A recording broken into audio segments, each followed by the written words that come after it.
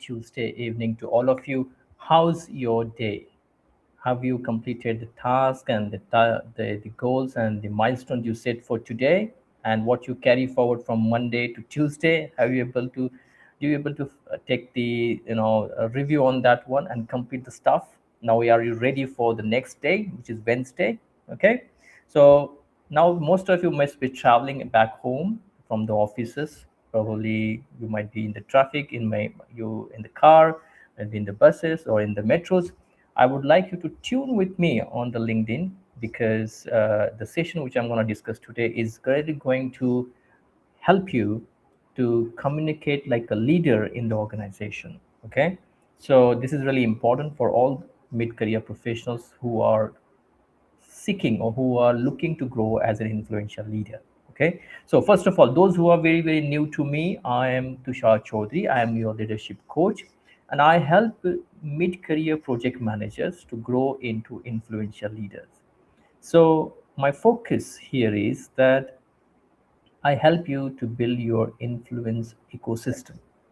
You might have heard this first time, but like Apple as the product. Okay, see, Apple has its own ecosystem. When you go into the Apple and purchase any Apple product, you have that system there where you don't have to go anywhere else, right? Similar to like Google. No, when you enter into Google's environment, you get Gmail, GChat, then all of G Forms, Google Forms, and every all sort of information. All the tools or applications are available, so you don't have to go anywhere else. So similarly, that ecosystem as a concept, if you really follow that for your career to become an influential leader, you become more strategic, you become more proactive and organized in your life. In today's world, I have seen many of the mid-career people, they are struggling in their work-life balance issues. They are not able to clear about what to do in their career. It's all because you haven't created that ecosystem with yourself for you, especially for you. Many of us try to borrow others' leadership. Oh, he got that promotion, I'll also seek that promotion. Oh, he got that much of salary, I'll also go for that salary.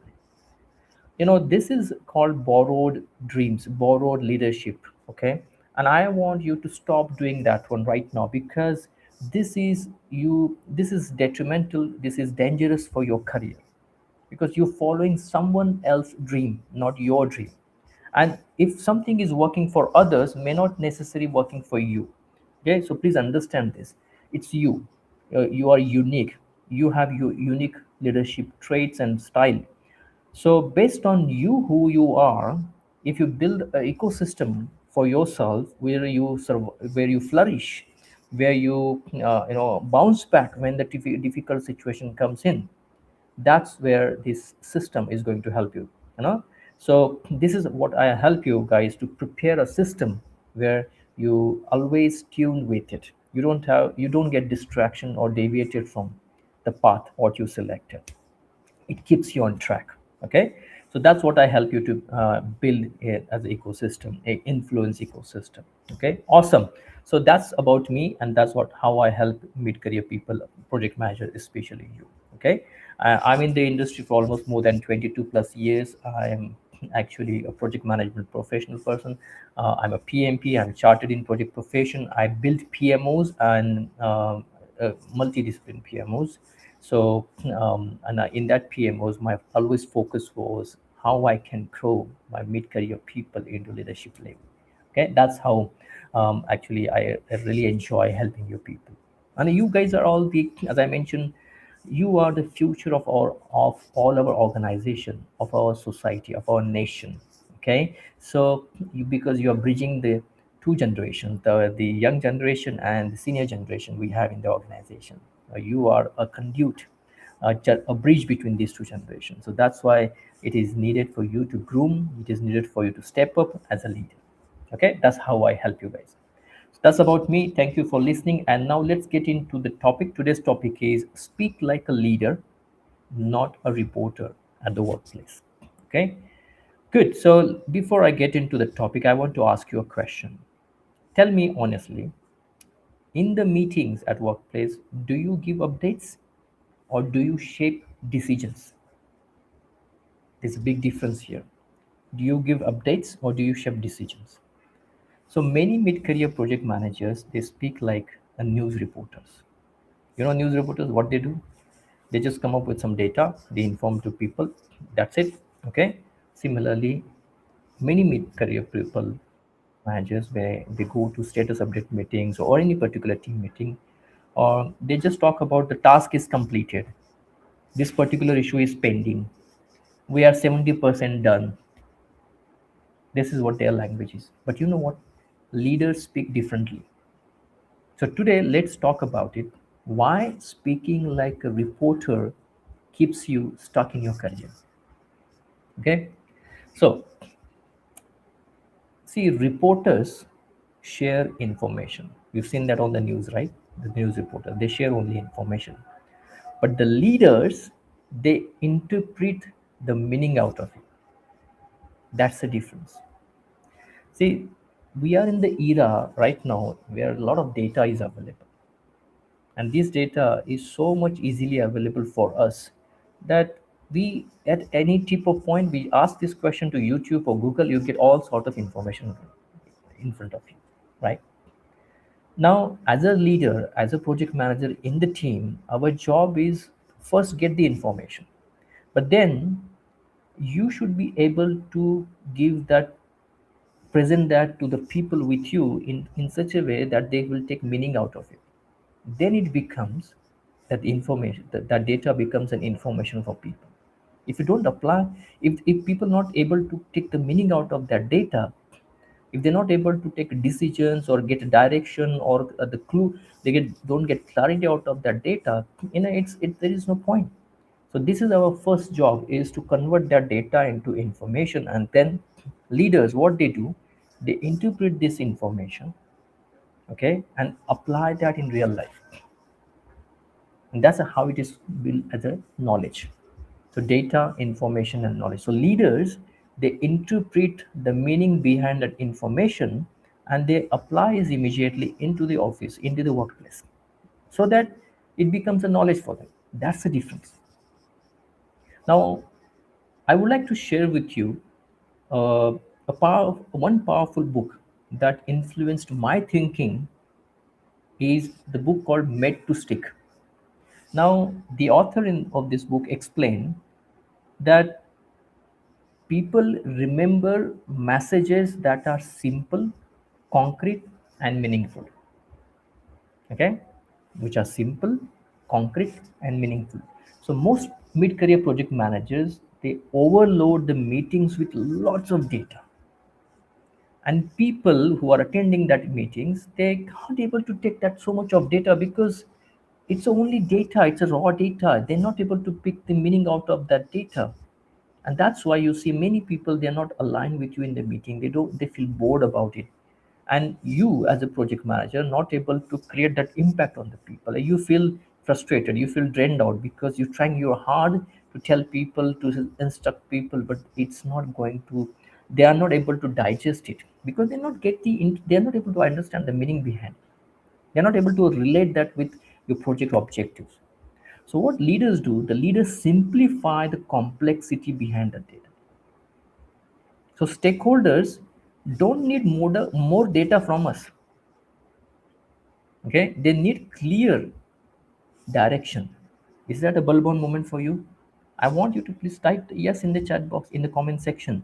All these people, your internal team members or external team members, like vendors or stakeholders, your sponsors, your upper or top the ladder people, they all don't need, they're not looking for data. They need, okay, what's next, what exactly going to happen, what do you want me to do, what exactly you telling us, and what should we take a particular action or decision on that one. That's what they're looking for, a clearer direction. Okay, I'll tell you a real workplace example from my projects. Okay, in one steering committee meeting, one of my PMs said that, we completed 32 tasks this week. Now two risks are open, and there is a variance. Budget variance is about almost 3%. He was so accurate and detailed. Then another PM said, "We are on track. But if we don't resolve the vendor delay this week, it may impact our launch date by 10 days, 2 weeks. And I recommend we escalate this today. So you tell me which one you will get the clarity. Which the first PM who told you the clarity, accurate and detailed information, or the other person, other PM who gave you a meaning out of each stage of the project he is going through or the entire project is going through. Same information, different energy, different positioning. So after the meeting, senior leaders in the senior leadership discuss only the second PM. Why? Because he did not just came there to report. He laid the entire narrative of the meeting, and that was my big learning as a project leader. Okay, so my so the question is why most PMs sound like a reporter, news reporters. See, most mid-career professionals stay in the reporting mode because, again, it goes to internal psyche. They fear of making recommendations. They think that if what they recommend something may not be appreciated by the people, it may not be suitable for this situation. That kind of fear they have in their mind. Second, they think leadership means you have to bombard the data on people's, so that this is another very wrong conception people are following. How this wrong conception came in our life. You know what? Do do you remember when we were giving the 10th and 12th standard exam or written exams, and I used to see we used to see that people used to write these exams, and when they complete with their answer book, they are asking for some additional supplement to write down the answer. So if the question is asking you to briefly answer, but the people who are writing, and most of the people students I see, they're writing the answers with like number of pages and pages and pages, asking for supplementary pages. This is where this mentality has started. We used to think that time that, oh my god, this our friend has written so much of big answer, so that means he will get more marks on the particular question. This mentality has carried forward into your day-to-day job also. Wherever you go, you try to give so much of justification, so much of explanation, so much of information which is not needed right there. Okay, and that's why many project managers, when they go to the meeting, they bombard a lot of data on people, and they feel that this is authority, this is controlling, and this will inspire, this will impact people. This is the wrong misconception people are following. The third is they are comfortable with execution, not influence, because they know in and out of execution and they have done it so many times. That's why they become comfortable. Yeah, and when there is a chance for you to talk about that, what exactly you have done, what exactly the things you faced and you solved, uh, that opportunities we miss out. We don't take the opportunities. We try to hide into the shadows again. Now, I'll tell you one more thing. I want you to read this book, uh, Talk Like a TED by Carmine Gallo. Okay, so Carmine Gallo explained in this Talk Like the TED book that great communications don't dump information, they deliver insights. So information informs, insight influences. So if you don't add interpretation, you remain operational. Do you agree with me? Is that a Balban moment for you? So if you only presenting like a news reporter, you are looking like an execution person or operational person. If you want to remember as a influential leader, you have to give a meaning to people from that data, and it becomes information. Now when you apply that information, it becomes a knowledge. Okay, so that's how the leaders operate. Now let me give you a deeper reality again. There's one more powerful book I would suggest you to read is The Articulate Executive. Now, in this book, the author explained that executives speak with structure, They lead with conclusions. Yeah. So most mid-career PMs, they start with the entire background. They go into the detail, and then somewhere at the end, they finally reaching the point. And that by that time, the person who is listening you, attention gone. The curiosity, the interest has gone. So, and you might have experienced this situation, right? This is what happens in our meetings also. So leaders start with, this is the situation, a context, crisp, clear context. This is the situation. Here is what it means, and here is what we should do. Three structures. This is structured communication. A context, how, what does it mean, how it is going to apply to us, what is exactly the impact, and what should be we doing. That's what I call as a leadership communication. That's what actually the building your authority. Okay. Now the you might have this question, Tushar. Okay, that's good. Thank you very much. But how should we come out of this mindset of news reporter to the leadership communication? Okay. Now let me give you three practical shifts that I want you to straight away start applying in your day-to-day job. Okay. If you really want to speak like a leader. The first one is, I want you to shift from that updating mode to insight mode. Okay. Okay. I'll share with you. See, you have a lot of data available. You're taking the meaning out of that data, it becomes an information. Now, information, when it is applied, it becomes a knowledge. Okay. So that's why many people who are, they call themselves as a subject matter experts, they're very good into their domain, right? Because they have done that task number of times, and they've gathered a lot of information about it. They did things many many times, they made a mistakes, they learn out of it, and that's why they get they that information become a knowledge for them, right? Now, when someone in the organization comes to you asking for any doubt, or if they're stuck into the work, what do? If you're a subject matter expert, you try to give them your your best practices, your learnings, your wisdom out of it. And this is what actually happens. When someone comes to you, you give your best practices, you give best advices, best directions to the people.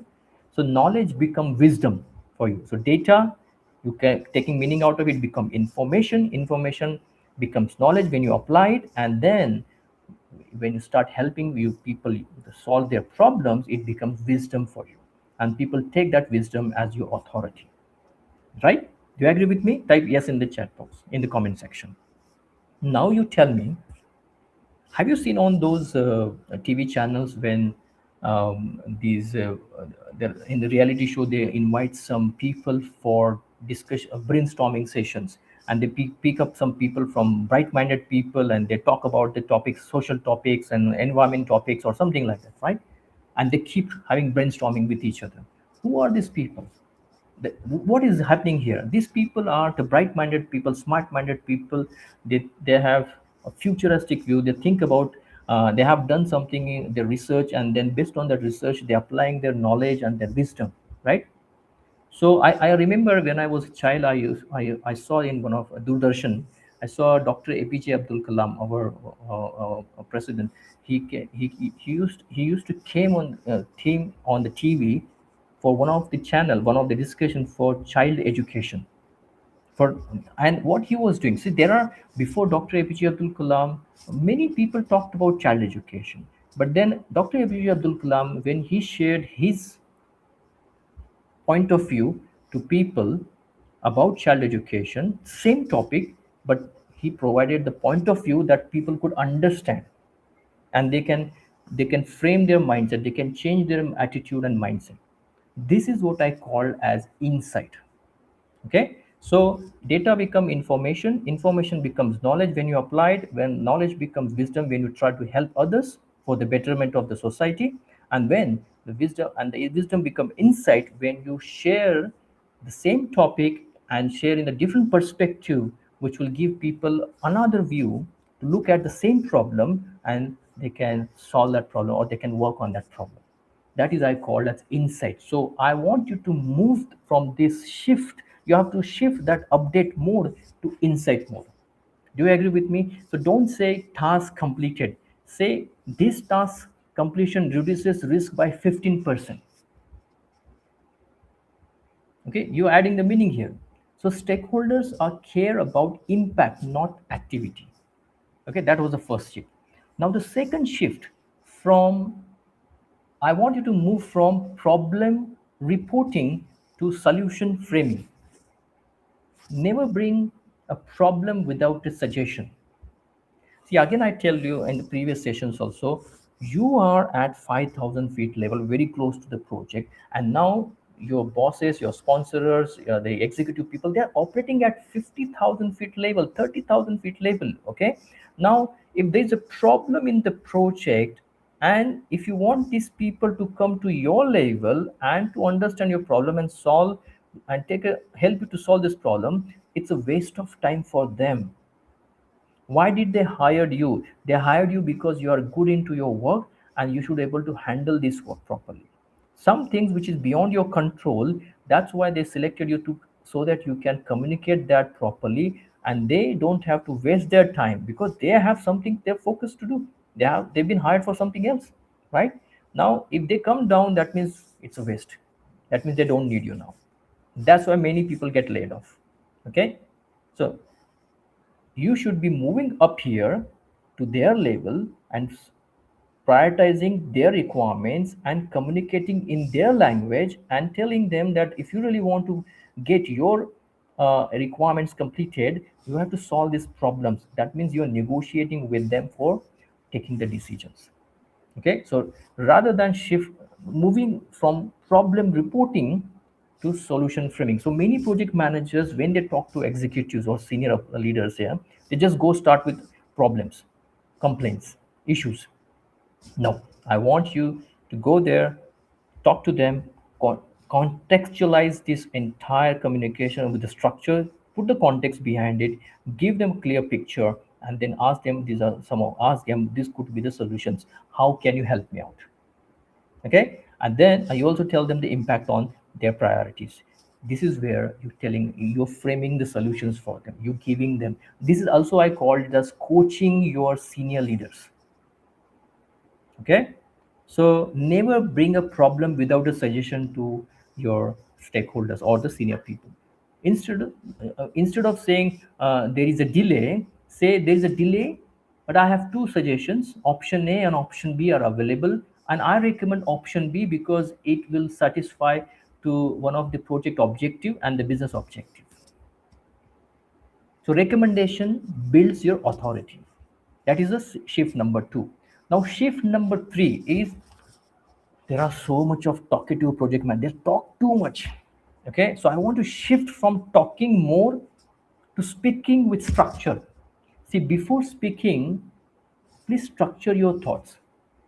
And I'll tell you today a quick formula for you that want to structure your thought. First, situation, context. Second, what is its impact? And third, the recommendation. Only these three things. I called it as SIR, SIR formula, SIR framework. Situation, impact, and recommendation. Just three lines, one sentence each for situation, one sentence, impact for one sentence, recommendation for one sentence. Three lines, clear, confident. Okay, and this is now if I talk about, this is what actually you're positioning yourself. This is your identity. If you see yourself just as a coordinator, you speak like that kind of person. But if you see yourself like a leader, you speak with ownership, right? You speak with clarity. That's the difference between the average people and the people who like to communicate like a leader. Okay, so now we are coming close to this topic today, and I want to again close this topic with some thought which you can take away. One is, reporters maintain systems, leaders move the systems. So your growth depends on how you speak in meetings. Okay, so if you want promotion, stop reporting progress, start shaping direction. Now if this message created clarity for you, I want you to please comment leader voice below. Okay, and if you're really struggling with it, if you think that yes, Tushar, I'm trying my hard, but I don't know how exactly I should structure this, how should I implement this on daily basis, I want you to connect with me. I'm going to start very soon, one to one, 5 days communicate like a leader challenge, and I want you to participate in that one. Okay, and the link is going to be in the comment section very soon. Okay, well, there will be available in the comment, or you can go to my LinkedIn profile and book an appointment with me straight away, or you can join my WhatsApp group, which is Influential Leader Hub, and you can see there are like-minded people are collaborating with each other. Okay, awesome. So I'm now going to sign off. This is Tushar Chaudhary, your leadership coach, and tomorrow again I'll come back with another leadership insight for you. Okay, until that moment, I want you to implement everything what we discussed. Okay, all that three shifts. Is that okay? Super. Until that moment, take care of yourself. Okay, and God bless you.